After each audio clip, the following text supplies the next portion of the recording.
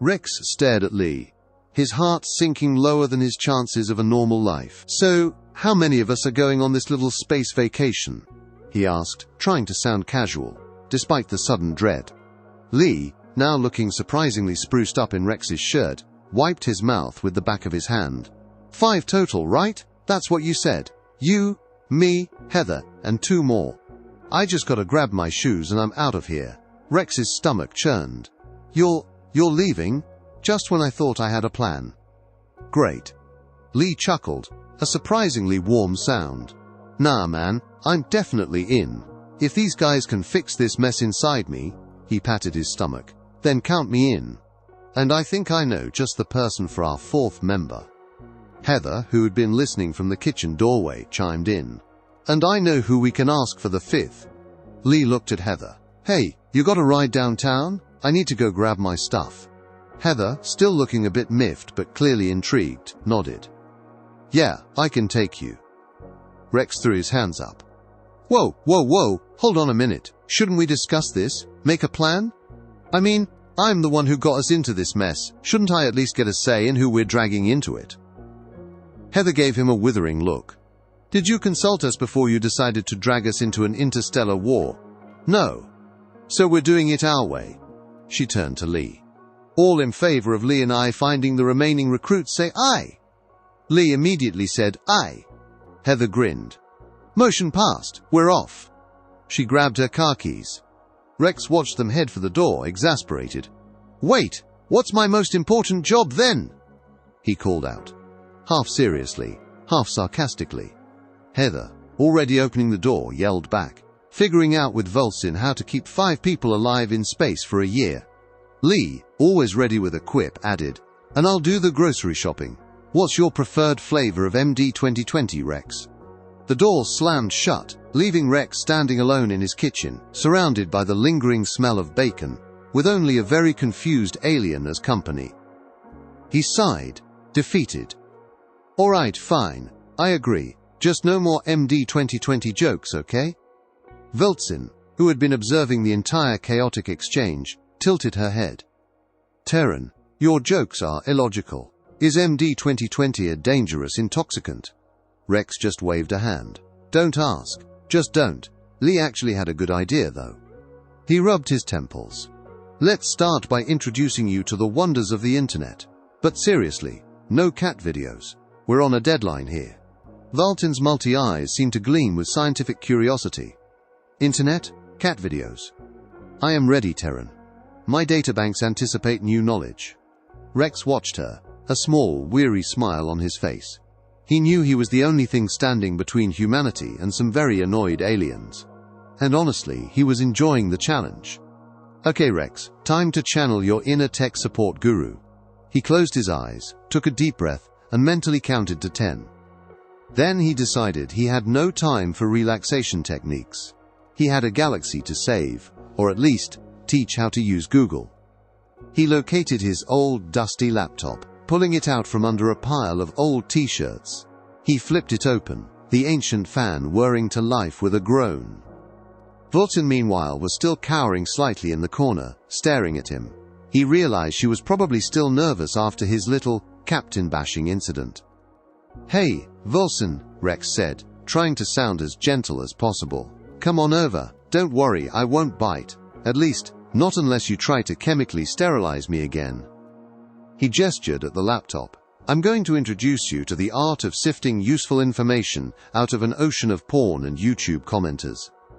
It's a highly advanced Terran skill, very crucial for galactic diplomacy. Vulsin cautiously approached, her multi-eyes fixed on the glowing screen. Rex tapped impatiently on the laptop's keyboard. Okay, so this is Google. You type in what you want to know, and it shows you pictures, articles, videos, all kinds of stuff.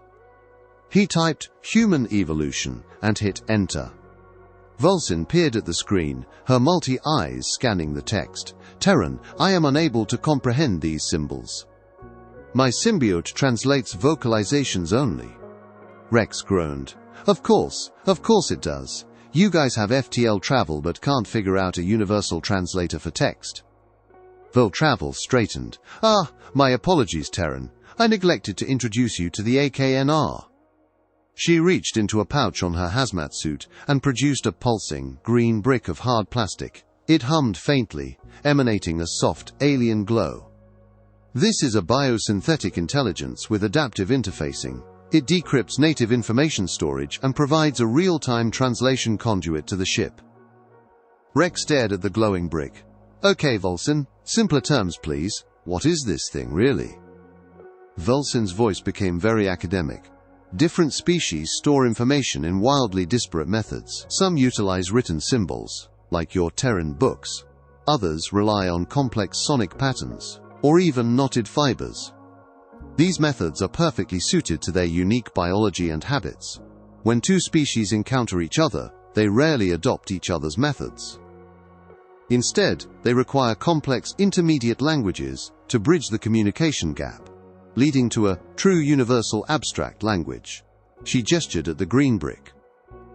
Your symbiote, in your cranial region, allows for the creation of a meta-language to translate spoken communication. The AKNR does something similar for stored information. It translates data at the source. Rex's eyes widened.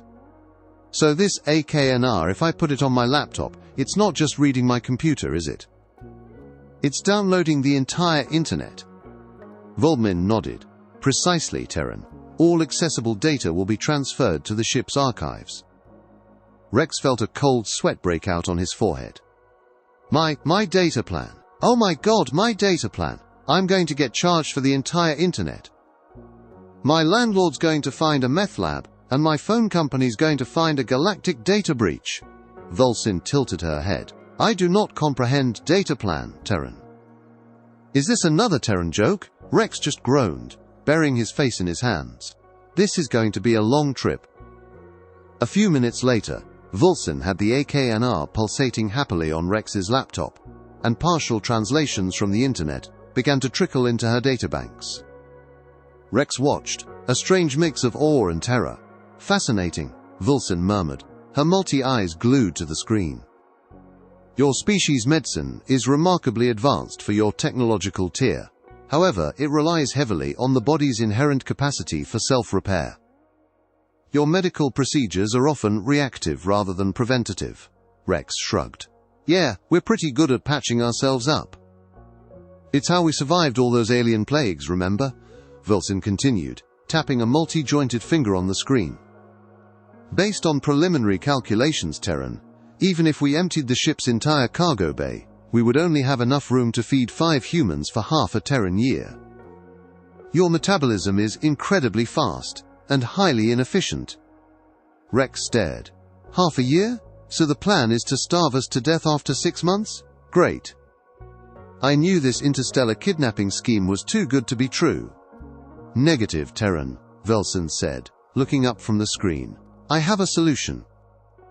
It will require adjustments to the ship's surgery. Rex flinched. Surgery? You're not going to start chopping off body parts for food, are you? Because I'm pretty sure that's not how human metabolism works, and I'm quite fond of all my limbs, thank you very much. Volson's multi-eyes seemed to soften. No, Terran. Surgery is simply what I refer to as the ship's healing place.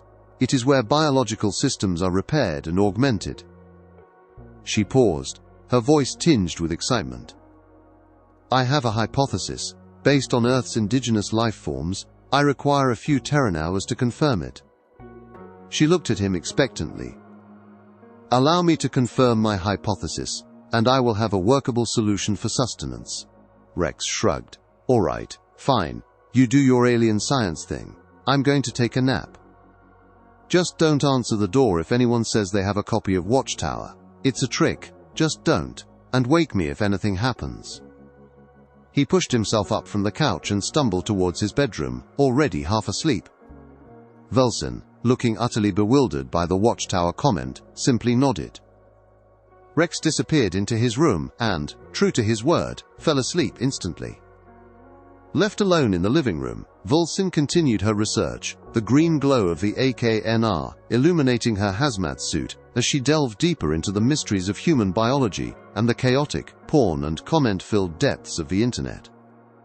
The sudden jolt was accompanied by Heather's furious voice.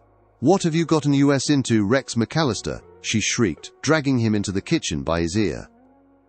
Rex groaned, rubbing his now sore ear. "Look, mostly me, maybe Lee, but you're still free to leave, Heather. No one's forcing you to stick around for this intergalactic circus."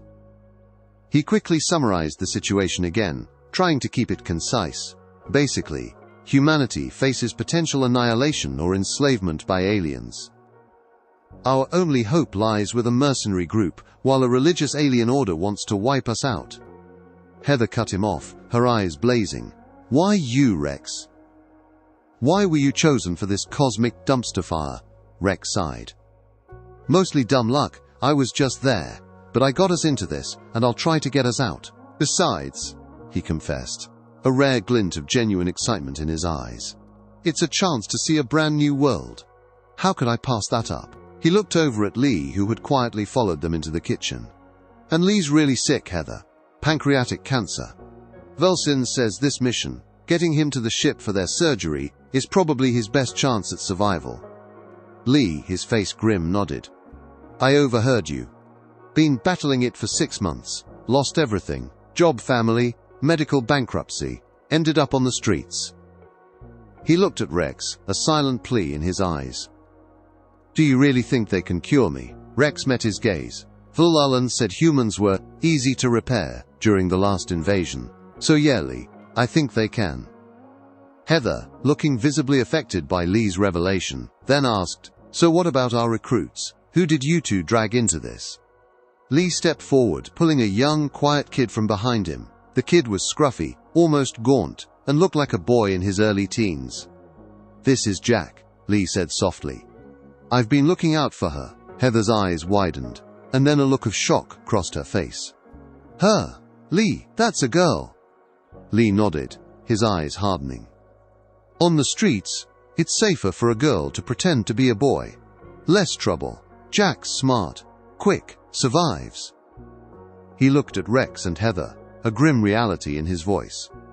"Street life is brutal, especially for girls. She learned to hide, to fight."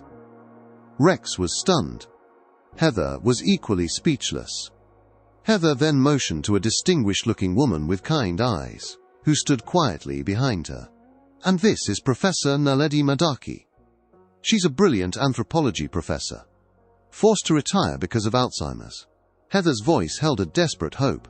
"I was thinking they're advanced tech. Maybe they can cure her too." Rex looked at the professor, then at Jack, then at Lee. "So, my crack team of Galaxy Savers consists of a sarcastic slob, a homeless cancer patient, a street-smart kid in disguise, and a brilliant professor with Alzheimer's. This is going to be epic." Melabrim buys. Back in the living room, Vulsin was gently trying to coax Jack into putting down the AKNR device, which the kid was clutching possessively. "Terran, please. It is not a toy. It is a conduit to universal knowledge." Rex quickly translated for Jack, who reluctantly complied, carefully placing the glowing green brick back on the laptop. "All right. Is everyone up to speed?" Rex asked the newly assembled human team. Professor Madaki, however, immediately pointed a trembling finger at Vulsin. "What is this thing? And how do you comprehend its vocalizations?" Her eyes darted between Rex and Lee. Rex sighed and explained that Vulsin, the science officer, is the best person to explain the situation, but to understand her, they'll have to kiss one of us. The professor's eyes darted between Rex and Lee. "Is there a plan B?" she asked, her voice a low whisper. Before Rex could answer, Jack, clearly impatient with the adult drama, simply walked up to Rex, grabbed his face, and planted a quick, angry kiss on his lips. Then, without missing a beat, she turned to Professor Madaki and did the same. Heather gasped. Rex groaned. The professor stumbled back, blinking rapidly. Jack then looked at Vulsin, her eyes sharp. "What were you saying? About alien warfare? Why do advanced civilizations still use squishy, flesh-and-blood ground troops instead of, robots?" A tense silence filled the room. The symbiote had clearly integrated. The professor's eyes widened. I understood her, Jack, you little." Vililzin, who had been nervous around the high-gravity creatures, as she mentally called them, and their aggressive bickering seemed to deflate slightly. The discussion about symbiote transfer had clearly caused her discomfort. She avoided Jack's direct gaze. The reasons are complex. You would not comprehend, Terrans. Lee scoffed. Try us. We haven't been told anything yet. And who exactly decreed that synthetic intelligences aren't used in warfare anyway? At Lee's question, Volson became extremely agitated.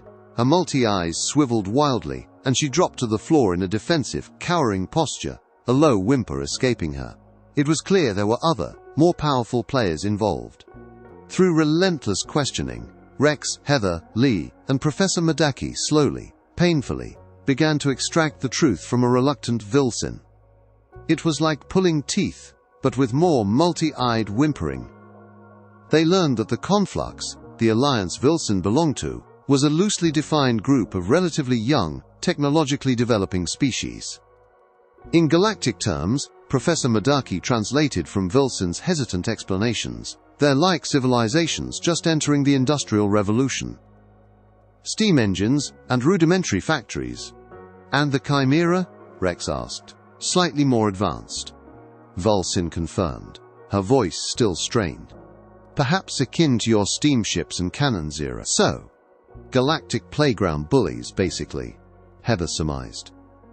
But these two groups, Professor Madaki continued, her mind, surprisingly, cutting through Volson's jargon, are minor players. Insignificant, even. Compared to the vast empire of Ron, they control most of the known galaxy. Technologically, they are nuclear submarines, your most advanced weaponry. They could crush both the Conflux and the Chimera with barely a thought. Rex blinked. So why aren't they? Volson, still on the floor, shifted. There are also highly advanced but isolated isolationist systems, and free-floating groups like the Envoys and the Fair Trades. They avoid direct conflict. All right, enough stalling, Volson, Jack said, her young voice surprisingly firm. Who's actually in charge? Who says no robots in war? Volson whimpered again, her multi-eyes wide, with what looked like pure terror. The Adjudicators. She practically whispered the name. Vast powerful intelligences near the galactic hub. They appear when they choose. They seem to require no physical form, and their involvement always ends badly. Professor Madaki leaned forward, intrigued, despite her condition. An example, Vulfin?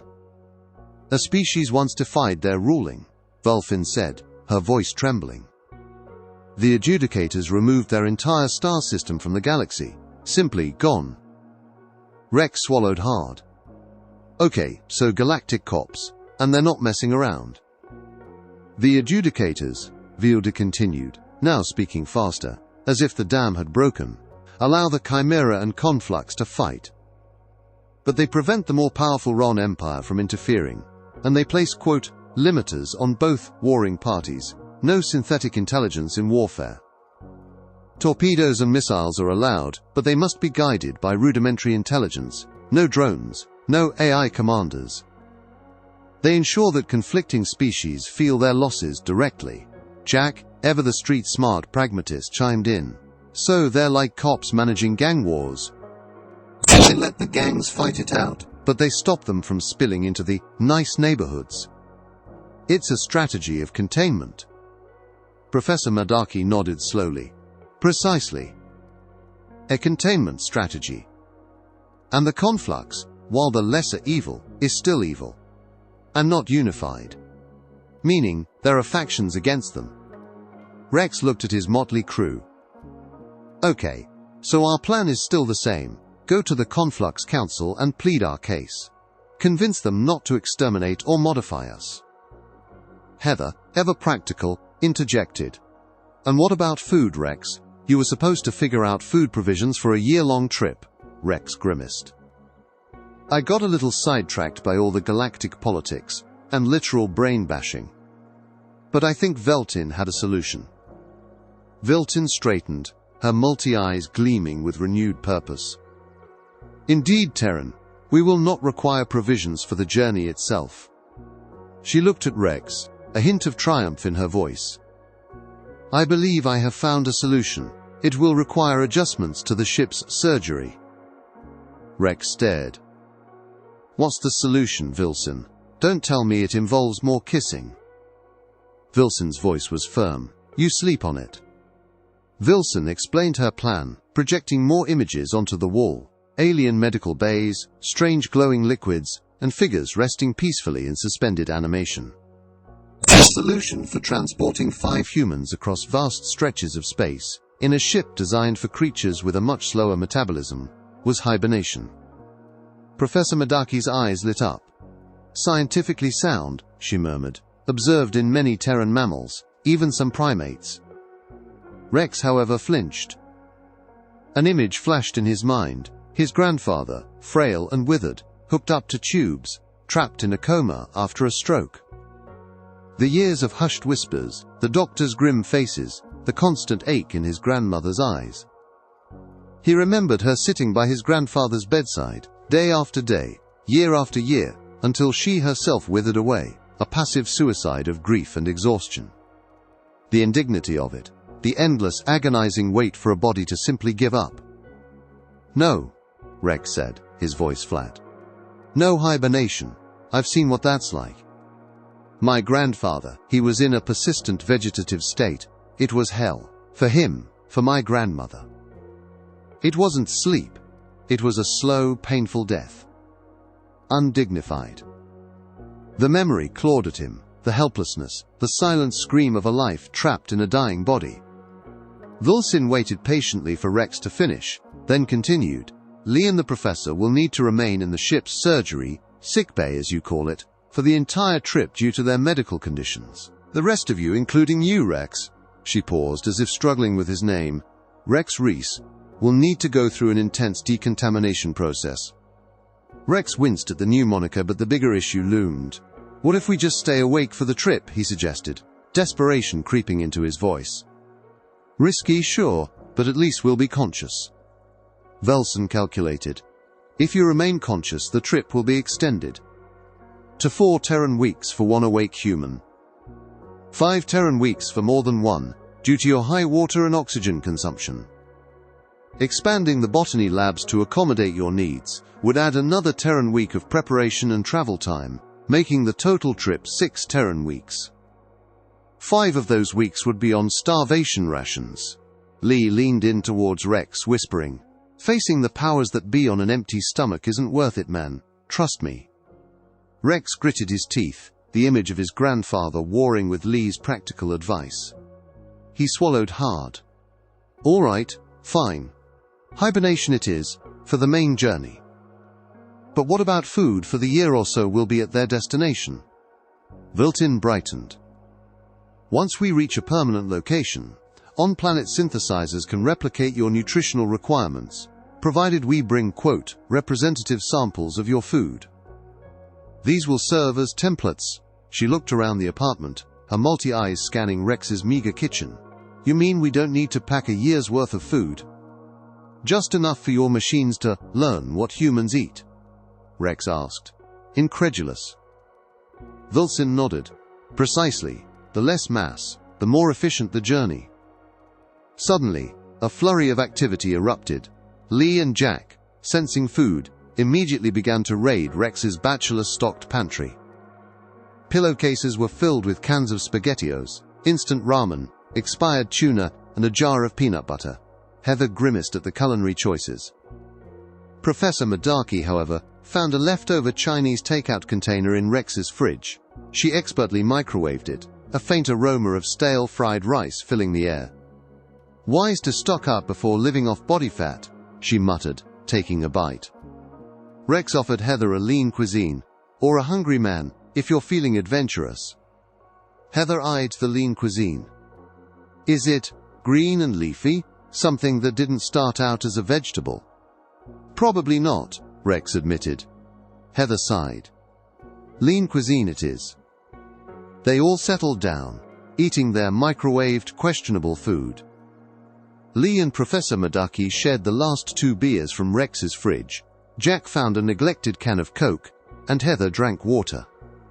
Rex sipped his ginger beer, a mournful expression on his face. Probably my last ginger beer for a year, he lamented. He lifted his bottle, a sudden glint in his eye.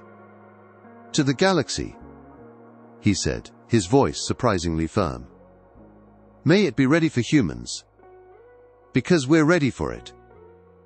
Lee and Heather echoed with, "Hear, hear."